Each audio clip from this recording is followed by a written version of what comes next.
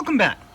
It's very good to be with you again, although I'm a little surprised. I had not intended to do a video today, but I did the short channel announcement about the name change to Broken Electronics. And in creating the thumbnail for that video, I pulled out my 2010 Mac Pro parts machine as a visual for something that was clearly broken. Now, I have taken parts out of this, but the machine does still power on and works. There were no hard drives in it. So I figured, since I pulled it out, why not put a hard drive in, power it up, throw High Sierra on it, and let it fold for a while. It'd be a chance for it to feel like it still had a useful existence. Yeah, I know we anthropomorphize these old machines. And when I did, something surprising happened. Let me see here.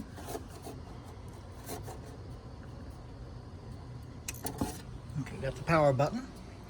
And I'm holding down the option key. What I did with that hard drive in there was to do exactly this. Hold down the option key in order to boot into the High Sierra installer, which was, of course, on a flash drive. So when it did boot up,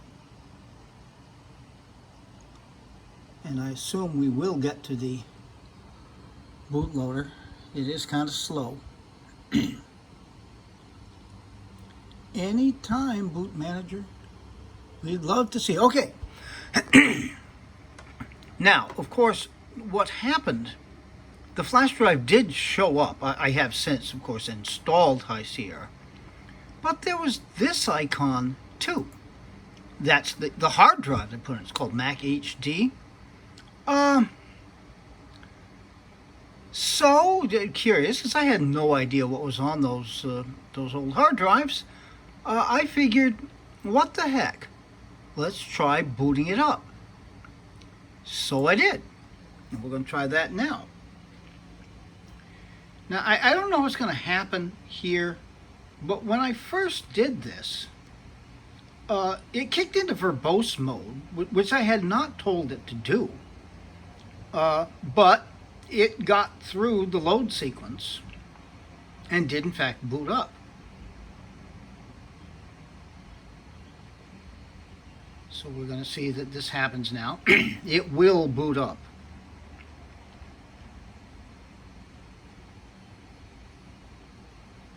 Okay. Now here we go. This background, and you can put any background on anything. I'm going to ignore that because I did put another hard drive in and installed High Sierra. So it is, of course, formatted in the Apple file system, which this version of the OS cannot read. Now, looking at it, it's got to be either Leopard or Snow Leopard, or someone was just monkeying with backgrounds. So, we go to About This Mac to find that out. 10.5.8, that's Leopard. All right, now this definitely confused me. So I took a run up here, opened up Disk Utility, and this drive here is Mac HD. Okay, now it says Mac OS Extended Journal. That's all right. But let's click up here. Check this out. Under Partition Map scheme, Apple Partition Map. So this drive clearly I pulled out of a Mac Pro. It may be out of a Power Mac. Probably the Power Mac G5. And I had cloned it over because I can see in the dock, all of the apps that I usually put onto a Leopard install. So I cloned it over onto that SSD I put in there. But, by golly, I am just astonished that this would boot up. Because this, of course, this is a 2010 Mac Pro, obviously an Intel machine.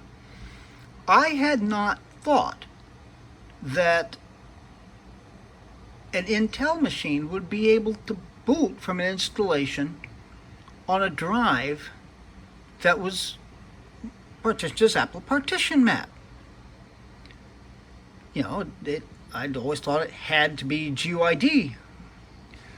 But evidently not, because here it is, booted up. Pretty astonishing thing.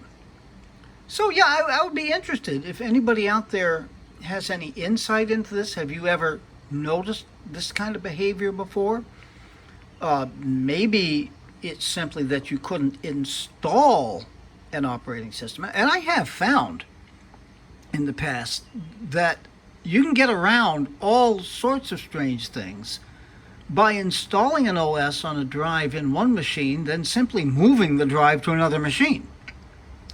But yeah, here it is. We're running Leopard Apple Partition Map. Well, I'd be interested in seeing what kind of comments people have on this. This is obviously a very quick video, unlike my normal kind of rambling videos. Not that I didn't ramble here, but anyway, there I go again. In any event, be good to other people. Be good to yourselves. Take very good and careful care. And I'll be back with more stuff really, really soon.